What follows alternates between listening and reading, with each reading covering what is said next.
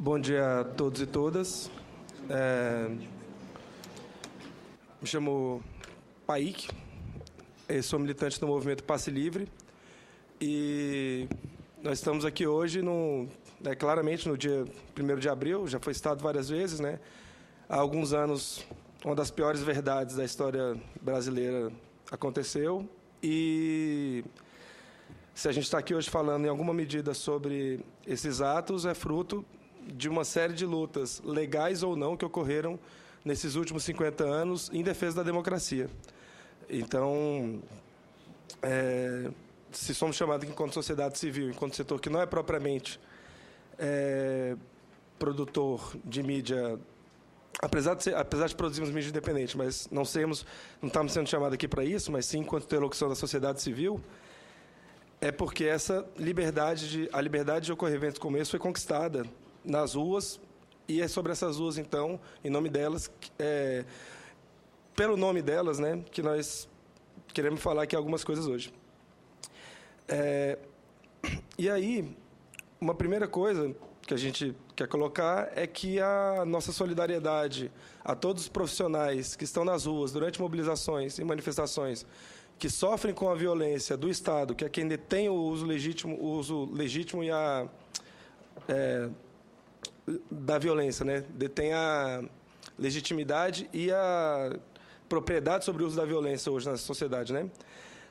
Todas as pessoas são agredidas, tanto jornalistas quanto trabalhadores da limpeza urbana, como porteiros de prédios, como taxistas e uma série de outros profissionais que estão presentes no cotidiano das mobilizações, feirantes, e que são alvos da violência policial, tem que ter nossa plena solidariedade. E nós acreditamos que tem que se avançar contra esse tipo de agressão. E aí nós queremos colocar algumas coisas, em especial sobre a nossa situação nesse processo, que é de quem está realizando manifestações e vivenciando esse cotidiano de manifestações. A primeira dessas questões que nós queremos, a primeira dessa questão especial, assim, que a gente quer colocar de forma mais envolvida, é a defesa do anonimato enquanto uma forma legítima de manifestação política na nossa sociedade, o anonimato como como um tipo de manifestação fundamental para que a democracia possa ser exercida e ampliada no Brasil hoje. Por quê? Gostaria de começar com a forma mais propagandeada e, por muitos meios, defendida enquanto a principal forma de participação política, não por nós, Movimento Passe Livre, mas por amplos setores da sociedade, defendida como a principal forma de participação política na sociedade de hoje, é uma forma que, necessariamente, só pode ter lisura se for anônima, que é o voto. O voto, nas eleições, ele só pode existir, só pode ter credibilidade uma vez que ele for anônimo. E por que ele só pode ter credibilidade uma vez que ele for anônimo? Porque nós vivemos ainda em uma sociedade desigual, em uma sociedade violenta, em uma sociedade em que a participação política plena das pessoas não pode ser pública sob o risco de coerção, em que as pessoas não podem votar em determinadas pessoas publicamente, se o fizerem, tem que fazer por profissão de fé, mas tem que ter a liberdade de votar em secreto para que não sofra coerção no seu trabalho, não sofra coerção na sua rua, não sofra coerção familiar, não sofra coerção de grupos de extermínio, não sofra coerção da polícia. Esse tipo de anonimato é fundamental nessa sociedade desigual. E nós estamos em uma sociedade hoje em que temos inúmeros casos de pessoas que, por manifestarem livremente seus pensamentos, sejam em redes sociais, sejam nas ruas, sejam por meio de cartas, sejam por meio de vestuário, ou seja, em manifestações culturais, em expressões culturais, são reprimidas no seu trabalho, são demitidas, são reprimidas na sua família, são reprimidas em espaços como esse do parlamento, são reprimidas pela polícia, são reprimidas por grupos que esses sim atuam de forma obscura para ameaçar e exercer coerção sobre as pessoas. Nesse sentido, o ataque ao anonimato que tem sido articulado por diferentes setores da nossa sociedade, ao contrário de ampliar os direitos democráticos, ele ataca uma possibilidade de questionamento da ordem atual, de problemas da ordem atual, quando restringe a possibilidade das pessoas se expressarem e amplia a possibilidade da coerção ser exercida pelos setores mais poderosos da sociedade de hoje. Então, a nossa posição em relação ao anonimato E anonimato, nós estamos falando propriamente o uso de máscara na rua, o uso de balaclava, essa expressão pública. Desse ponto de vista da nossa situação atual e do ponto de vista da nossa própria legislação, nós acreditamos que não pode ser criminalizado. Nós podemos discordar ou concordar e podemos discuti-lo, mas não sobre a prerrogativa da criminalização.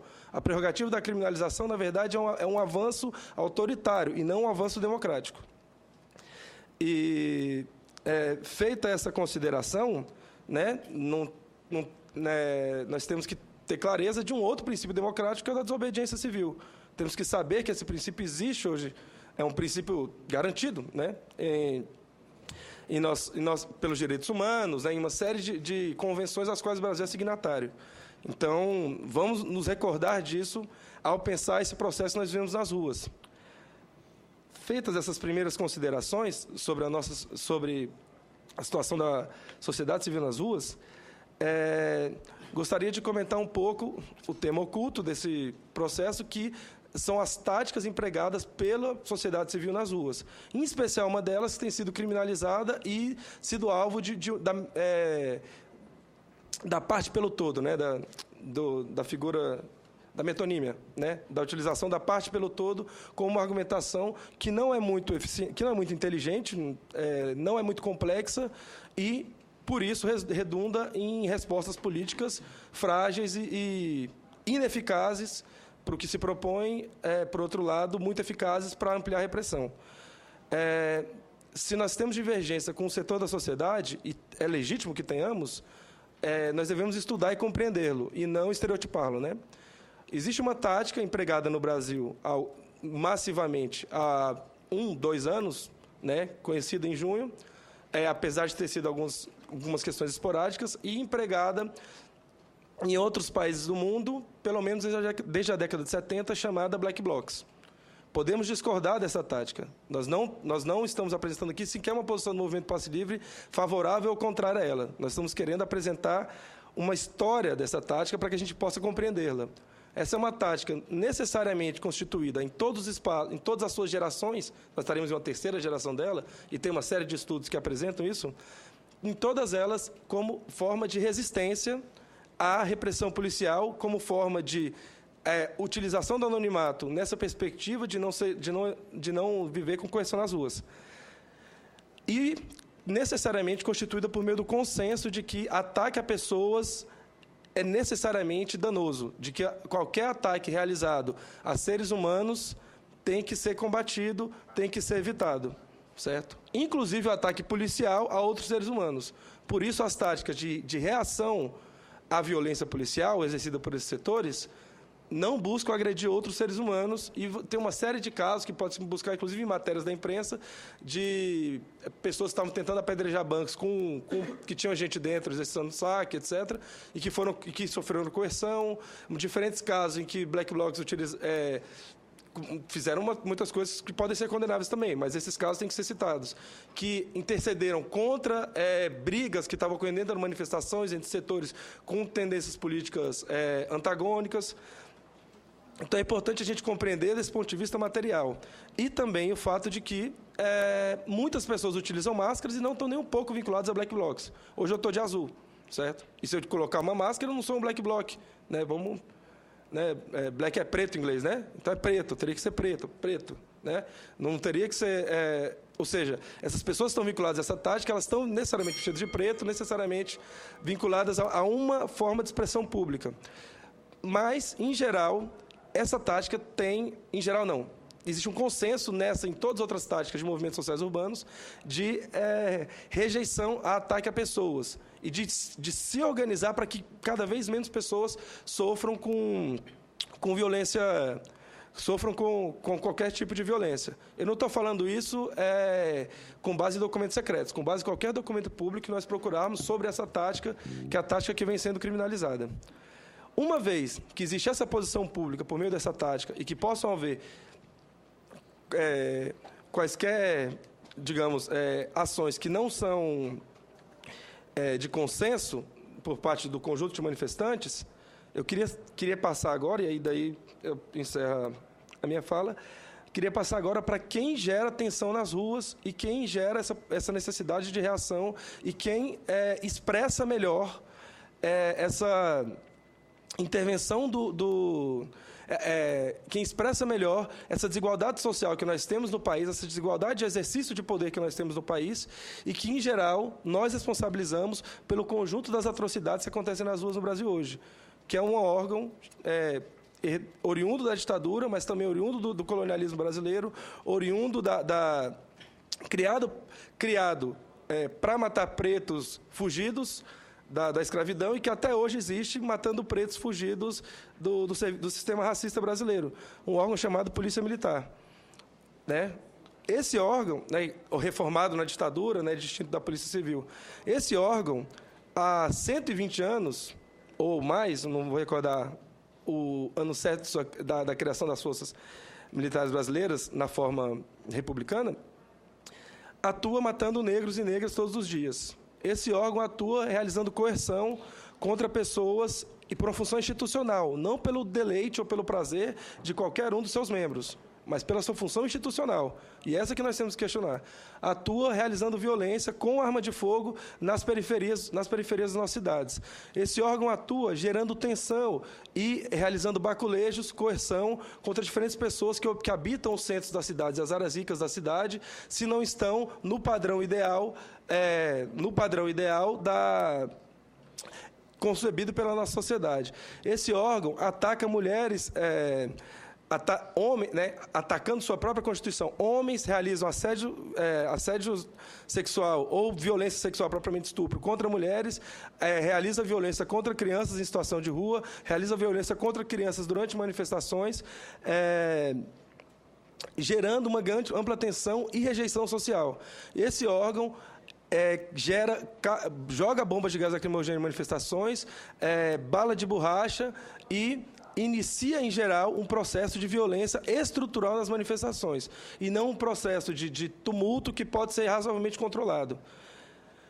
Esse órgão, estranhamente, tem recebido mais investimento público e mais amplitude de suas ações violentas nos últimos 2, 3 anos na República Brasileira.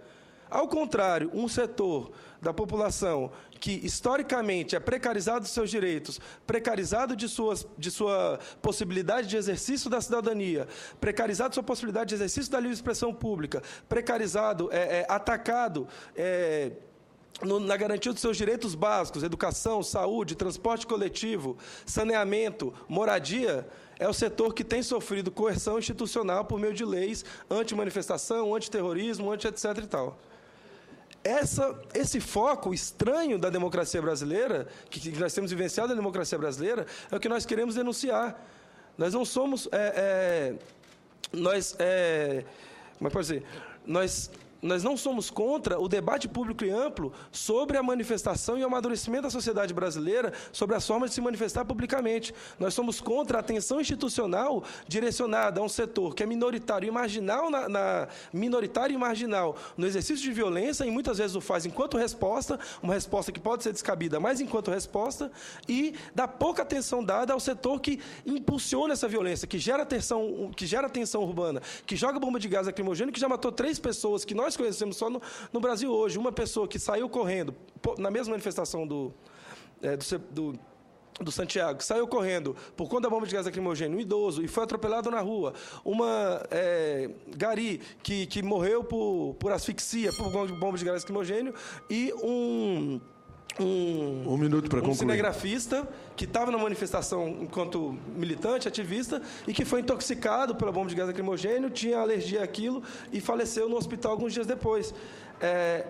Isso que nós...